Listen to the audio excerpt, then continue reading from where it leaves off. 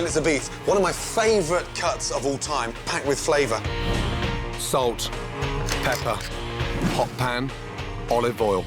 Make sure you get a really nice colour on the steaks. Garlic, rosemary, thyme, bay leaf, chicken stock.